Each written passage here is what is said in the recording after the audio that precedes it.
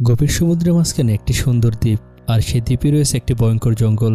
সেই জঙ্গল এতটাই ভয়ঙ্কর যে সেখানে বাস করে সব মানুষখেকো প্রাণীরা। তাছাড়া এই জঙ্গল রয়েছে এমন এক গাছ, যে গাছ কিনা মানুষকে আস্ত খেয়ে ফেলে। এই দ্বীপে রয়েছে ভয়ঙ্কর বিশাল আকৃতির অ্যানাকোন্ডা সাপ ও অন্যান্য দৈত্যাকৃতির সব মাংসখেকো প্রাণী। দ্বীপের প্রতিটি পদে পদে আছে মৃত্যুর ঝুঁকি, আর এই কারণে সেই দ্বীপ থেকে ফিরে আসা একেবারেই অসম্ভব। এই সমস্ত মানুষগুলো কিভাবে সেই দ্বীপে গেছিল, আর এতগুলো মানুষ থেকে কিভাবে মাত্র 2জন লোক সেই দ্বীপ থেকে জীবন্ত ফিরে এসেছিল, সেটাই দেখবো আজকের এই মুভিতে। আর মুভি শুরু করার আগে দয়া করে চ্যানেলটিতে সাবস্ক্রাইব করে দাও প্লিজ বন্ধুরা। মুভির শুরুতেই একটি যাত্রীবাহী প্লেনকে দেখানো হয়, যেখানে যাত্রীরা প্লেনে করে এক স্থান থেকে অন্য স্থানে যাচ্ছিল।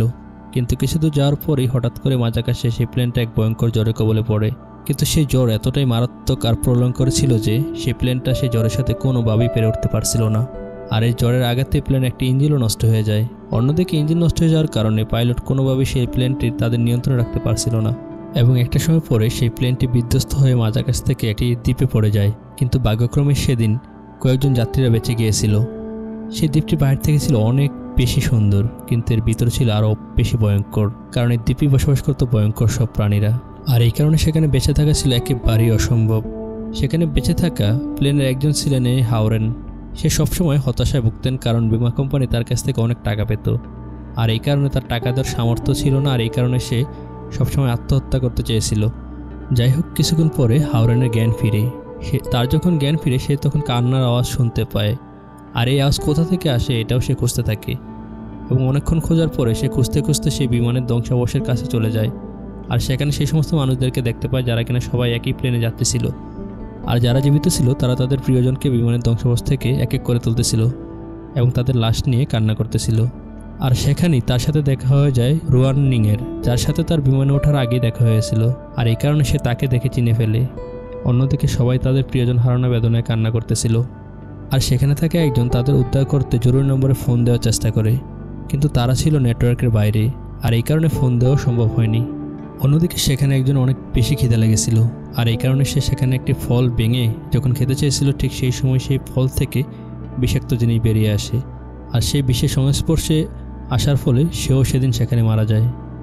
আর যারা বেঁচে ছিল তারাও বুঝতে পারে যে এখানে থাকা তাদের জন্য ভালো হবে না, আর যত দ্রুত সম্ভব এখান থেকে তাদেরকে চলে যেতে হবে, না হয়তো এখানেই তাদেরকে মরতে হবে। আর এই দ্বীপটা যে কতটাই ভয়ঙ্কর সেটাই দেখবো আর কিছুক্ষণ পরে। তারপর তারা যখন সেখান থেকে চলে যাচ্ছিল, ঠিক সেই সময় তাদের সামনে হাজির হয় সেই সমস্ত মানুষখেকো গাছগুলো, যারা কিনা জীবন্ত মানুষকে গিলে খেয়ে ফেলতো।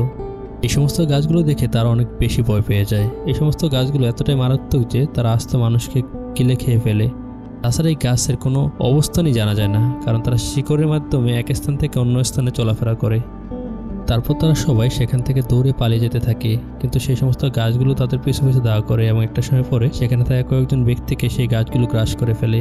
অন্যদিকে তারাও সেখান থেকে দৌড়াতে দৌড়াতে একটি খোলা স্থানে চলে আসে, যেখান দিয়ে পাহাড়ি পানি প্রবাহিত হয়। তারপর তারা দূরে একটি জায়গায় কিছু ধোঁয়া উঠতে দেখে, আর তারা ভেবেছিল সেখানে হয়তো মানুষের বসবাস আছে। আর এই কারণে তারা সেই জায়গাটি টার্গেট করে তারা সেদিক দিকে অগ্রসর হতে থাকে। কিন্তু তারা এটা জানতো না সেটা ছিল বিমানের একটি ইঞ্জিন। বিমানটি নিচে পড়ে যাওয়াতে সে বিমানে আগুন লেগে যায়, আর ধোঁয়ার কুণ্ডলী একেবারেই সে পাহাড় বেয়ে আকাশে উঠে পড়ে। আর এই কারণে তারা সামনের দিকে অগ্রসর হচ্ছিল। আর জঙ্গলে যেহেতু মানুষখেকো গাছ আছে, আর এই কারণে তারা জঙ্গল এড়িয়ে যাওয়ার চেষ্টা করে, এবং একটি সুন্দর গুহার মাঝখান দিয়ে তারা চলে যেতে চেয়েছিল। তারা এটা জানতো না এই গুহাতে আছে আরও ভয়ঙ্কর সব প্রাণীর বসবাস। তারপর তারা যখন সেই গুহার দিকে হাঁটতেছিল, ঠিক সেই সময় তাদের আওয়াজ শুনে সেই গুহাতে থাকা প্রাণীগুলো এক এক করে ঘুম ভাঙতে থাকে। সেই সমস্ত প্রাণীগুলো এতটাই ভয়ঙ্কর ছিল যে তারা ছিল কয়েক ফুট লম্বা, কিন্তু তাদের জিহ্বার মাধ্যমে তারা অনেক দূর থেকেই তাদের শিকারীকে ঘায়েল করতে সক্ষম হতো। তারপর সেখানে থাকা সবাইকে এক এক করে খেয়ে ফেলতেছিল। এইটা যখন তারা দেখতে পায়, তারা আরও অনেক বেশি ভয় পেয়ে যায়। তারপর তারা কোনো রকম করে দৌড়ে সেখান থেকে পালিয়ে যাওয়ার চেষ্টা করে, কিন্তু সেই গুহাতে প্রতিটি রন্ধ্রে রন্ধ্রে রয়েছে সেই সমস্ত প্রাণীর বসবাস, যারা কিনা তাদের আওয়াজ শুনে তারা এক এক করে ঘুম ভাঙতে থাকে, আর সেখানে তাকে এক এক করে সবাইকে খেতে থাকে। তারপর তারা কয়েকজন সেখান থেকে কোনো রকম করে পালিয়ে যেতে সক্ষম হয়। তারপর তারা দৌড়াতে দৌড়াতে চলে আসে আরেকটি খোলা মাঠে, যেখানে কোনো জঙ্গল নেই। তখন তারা ভেবেছিল এখানে হয়তো বা আরও বেশি সেফ, কিন্তু তারা একটা জানতো না যে এখানে আছে এক ভয়ঙ্কর অ্যানাকোন্ডার বসবাস, যা কিনা এরকম কয়েক মানুষকে আস্ত গিলে খেয়ে ফেলতে পারত। আর এই কারণে সেই সমস্ত শিকারীগুলো ভয়ে সেখানে আসতো না। তারপর তারা যখন সেখানে সবাই চলে আসে, তখন তারা ভয়ে এক একজন এক এক জায়গায় ছিল, আর এই কারণে সেখানে চিল্লাফাল্লা করতে থাকে। অন্যদিকে সেই অ্যানাকোন্ডাটি তাদের চিল্লাফাল্লা শুনে তার ঘুম ভেঙে যায় আর সে সেই সমস্ত শিকারীদেরকে খুঁজতে থাকে। ঠিক কিছুক্ষণ পরেই সেই অ্যানাকোন্ডাটি একটি মানুষকে আস্ত ধরে ফেলে আর তাকে তার শরীর দিয়ে পেঁচিয়ে ধরে আর সেখানেই তাকে আস্ত গিলে খেয়ে ফেলে। আর এইটা দেখার পর সেখানে তাকে সবাই অনেক বেশি ভয় পেয়ে যায়। আর সেই অ্যানাকোন্ডা থেকে বাঁচতে তারা সেখান থেকে দৌড়ে পালাতে চায়, কিন্তু সেই অ্যানাকোন্ডা ছিল বিশাল আকৃতির। তারপর তারা সেখান থেকে দৌড়ে চলে আসে একটি গুহার নিচে। সেখানে তারা পাহাড়ের নিচে আশ্রয় নেয়, কিন্তু সেই অ্যানাকোন্ডাটি ছিল মারাত্মক লেভেলের। সেই অ্যানাকোন্ডাটিও তাদের পিছু পিছু দাও করতে থাকে এবং একটা সময় পরে তাদের সামনে চলে আসে। কিছুক্ষণ পরেই সেখানে আমরা রুয়াননিংকে দেখতে পাই, যে কিনা সেই অ্যানাকোন্ডার সামনে চলে আসে। আর ঠিক সেই সময় অ্যানাকোন্ডাটি যখন তাকে খেতে যাবে, সেখানে থাকা একজন লোক সে কিনা সেই বিষাক্ত ফলটি অন্য ফলের উপর ছুঁড়ে মারে, আর এতে করে সেই সমস্ত বিষাক্ত ফলগুলো ছিঁড়ে সমস্ত বিষ সেই অ্যানাকোন্ডা সাপের উপর পড়ে। আর সেই সাপটি সেদিন বিষাক্ত হয়ে সেখান থেকে কোনো রকম করে সেখান থেকে চলে যায়, আর তারাও ভাগ্যক্রমে সেদিন বেঁচে যায়। এভাবেই দিন পেরিয়ে রাত চলে আসে। তারপর তারা আরেকটি গুহার নিচে আশ্রয় নেয়। আর সেখানে সবাই যখন আলাপ আলোচনা করতেছিল, ঠিক কিছুক্ষণ পরই তারা দূরে কিছু লাইটের আলো দেখতে পায়। আর তারা ভেবেছিল হয়তো উদ্ধারকারী দল তাদেরকে খুঁজতেছিল, আর এই কারণে সেখানে রুয়াননিং ও তার সাথে থাকা দুইজন নিয়ে সে তাদের সাথে দেখা করার জন্য যাচ্ছিল। কিন্তু তারা এটা জানতো না এটাও ছিল একটা ভয়ঙ্কর প্রাণী, যে কিনা রাতের আলোতে শিকার করে। তারপর তারা যখন সেখানে চলে যায়, ঠিক সেই সময় তারা সেই সমস্ত ভয়ঙ্কর প্রাণীটি দেখতে পায়। আর তারা এটা থেকে তো অনেক বেশি অবাক হয়ে যায় এবং অনেক বেশি ভয় পেয়ে যায়, কারণ সেই জন্তুটি ছিল এমন যার সামনে লাইট ছিল, আর সে কিনা রাতের আধারে সেই লাইটের মাধ্যমে বিভিন্ন জিনিসকে সে শিকারে পরিণত করত। ঠিক সেই সময় সেই জিনিস থেকে দেখে তারা অনেক বেশি ভয় পেয়ে যায়। তারপর তারা কোনো রকম করে দৌড়ে রুয়াননিং ও তার সাথে থাকা একজন নিয়ে সে গুহার ভিতরে চলে আসে, আর অন্যদিকে একজন সে গুহার ভিতরে প্রবেশ করতে পারে না, সে বাইরেই থাকে। কিছুক্ষণ পরেই আমরা সেই প্রাণীটিকে দেখতে পাই, যে কিনা সেই মানুষটিকে আস্ত গিলে খেয়ে ফেলে। অন্যদিকে তাকে খাওয়ার পরে সে আবার সেখানে চলে আসে তাদের দুইজনকে খাওয়ার জন্য। কিন্তু তারা এটা বুঝতে পেরেছিল যে তারা যদি এখানেই থাকে তাহলে সেখানে থাকা সবাই ভাববে যে এখানে সে উদ্ধারকারী দল এসেছে, আর এই কারণে তারাও হয়তো সেখানে চলে আসতে পারে। আর তারাও যদি এখানে চলে আসে তাহলে এই সমস্ত প্রাণী তাদের সবাইকে খেয়ে ফেলবে, আর এই কারণে তারা দুজন সেখানে বসে প্ল্যানিং করতে থাকে। তখন রুয়াননিং সে বলে সে দৌড় দিয়ে সেখান থেকে চলে যাবে, আর তার পিছু পিছু সেই জন্তুটিও তার পিছু পিছু দাওয়া করবে। আর অন্যদিকে সেই লোক সেজন্য সেই গুহাতে গিয়ে তাদেরকে সেখানে না আসতে বলে।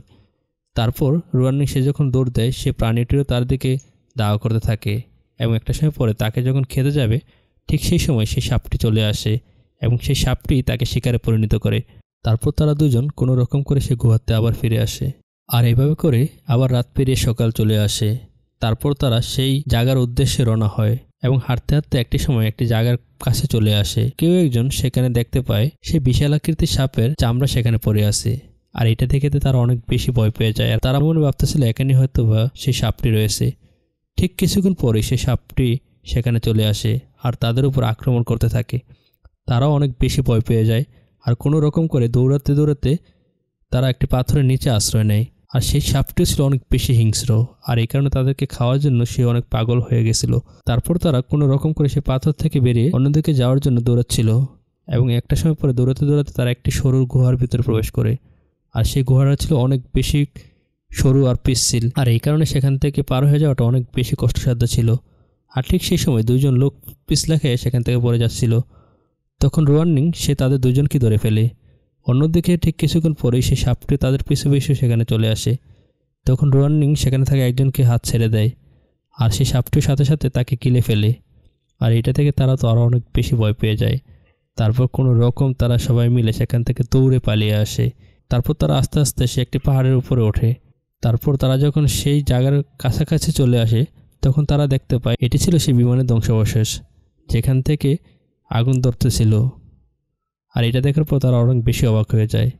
আর ঠিক কিছুক্ষণ পরে তারা সেই বিমানের ভিতরে প্রবেশ করে এবং কেউ জীবিত আছে কিনা এটা দেখার জন্য।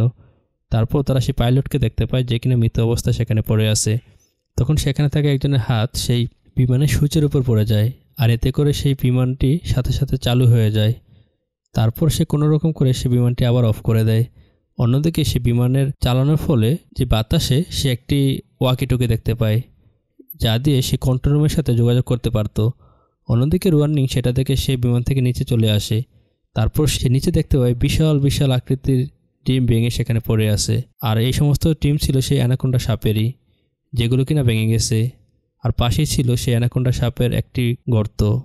তারপর সে যখন সেই ওয়াকি টকিটি নিয়ে কন্ট্রোল রুমের সাথে কথা বলতে যাবে, ঠিক সেই সময় সে অ্যানাকোন্ডাটি সেখানে চলে আসে। আর এটা দেখে সে অনেক বেশি ভয় পেয়ে যায়। তারপর সে সবাইকে সেই বিমান থেকে নামতে না বলে। আর অন্যদিকে সেই অ্যানাকোন্ডাটি সে বিমানের থাকা সবার উপর আক্রমণ করতে থাকে। আক্রমণ করার ফলে সেই মেয়েটিও নিচে পড়ে যায়। তখন রুয়ানিং তাকে বাঁচায় এবং তারা একটি বিমানের সেই দরজা দিয়ে কোনো রকম করে সেই সাপ থেকে তারা একটু সেভে থাকে। তার কিছুক্ষণ পরে সেখানে আরও 2টি অ্যানাকোন্ডা সেখানে চলে আসে তাদেরকে মারার জন্য। আর তারা এতটাই ভয়ঙ্কর, এতটাই পিছলে ছিল যে একেবারে সেখানে সবাই ভয় পেয়ে যায়।